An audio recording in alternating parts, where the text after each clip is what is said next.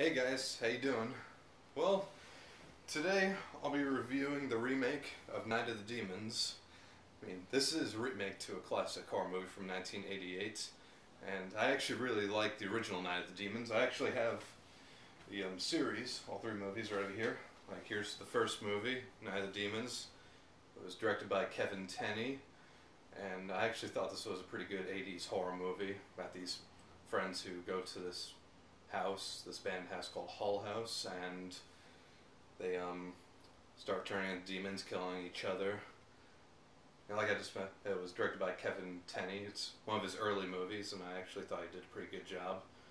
And this movie had two sequels. Like, here's Night of the Demons 2. This is another movie I thought was pretty good. It's a pretty good sequel to Night of the Demons.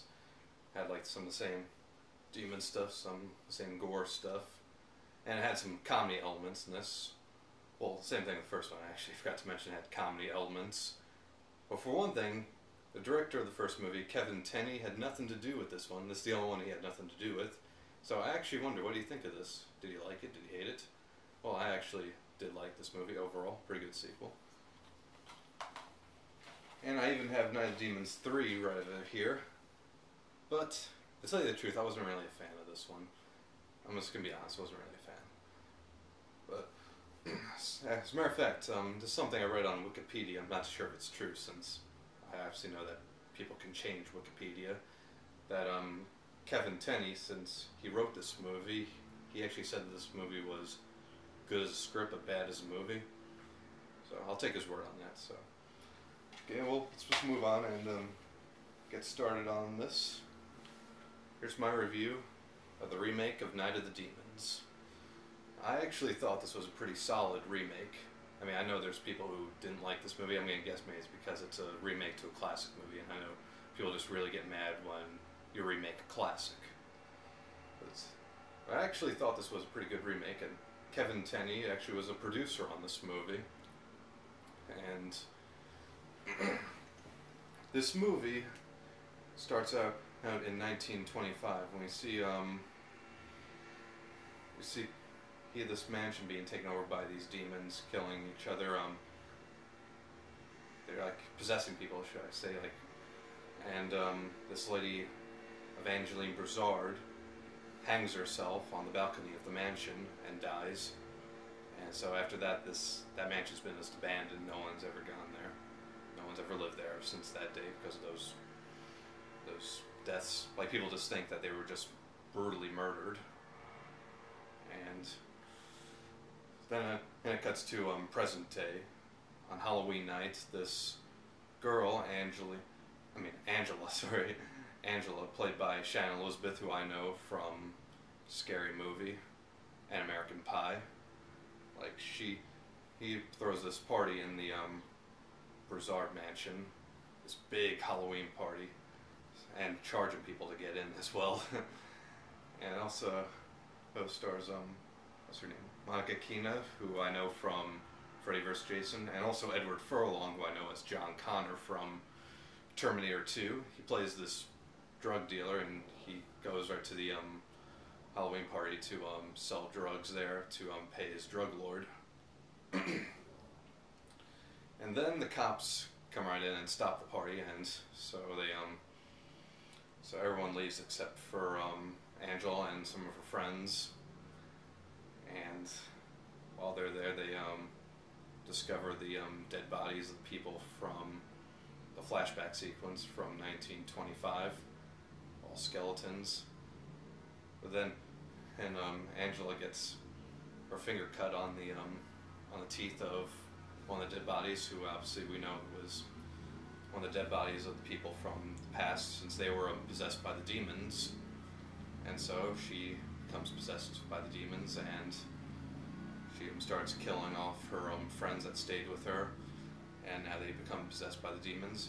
And as this movie went on, we actually learned a little more about the that flashback sequence, which we only saw briefly. Like, we saw a little more of what happened that day before Evangeline Broussard hangs herself. That she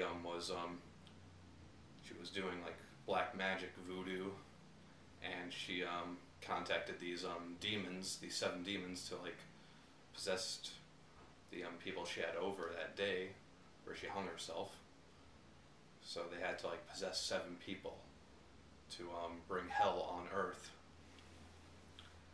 And this movie actually had some pretty good gore special effects. Like there was this girl got her face bit right off.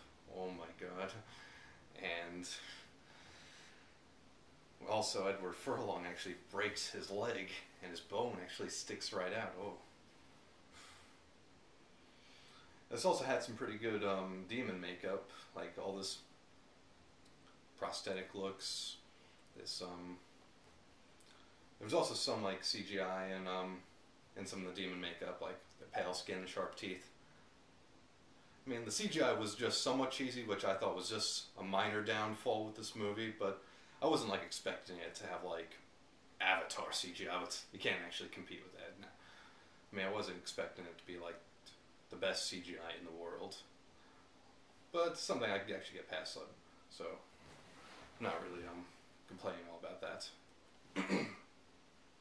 This movie is also a little bit funny too, but it's something that obviously they were trying to put in from the original movie, since it had comedy elements in it as well, and it had some cameos from some people of the original cast. Like there was this girl who was wearing this this pink skirt, so she makes a cameo. She's wearing that pink skirt too, and since in the original movie when she was bending over to see like her butt while these store clerks were staring at her, so she actually does that same thing. Like she bends her over to see like her underpants, but like see these trick-or-treaters obviously staring at her instead of these store clerks while she was getting candy for them.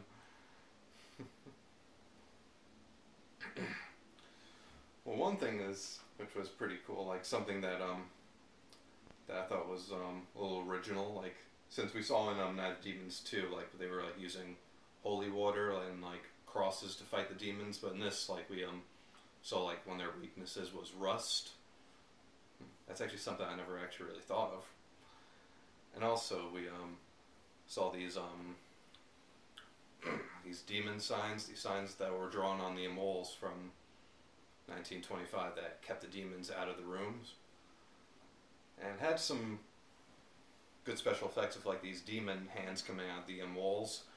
As a matter of fact, I did hear that this was like a big budget remake, which I actually did not know about, because like this was just straight to DVD. But I actually thought this was a pretty good straight to DVD release, like since normally straight to DVD release movies are just bad.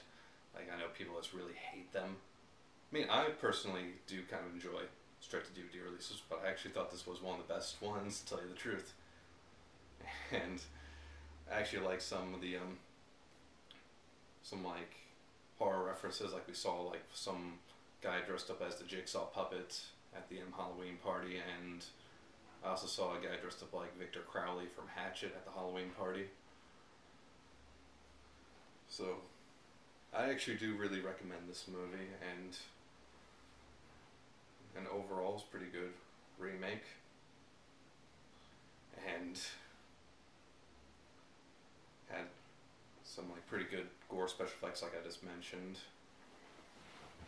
and some pretty good nude scenes.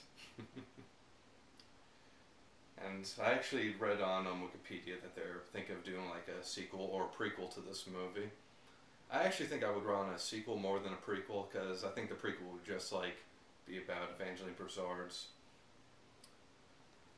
like how she came in contact with the demons. Like since we saw like the flashback sequences, I don't really think we really need a prequel, since we just saw the flashback sequences, so we already know what she was doing.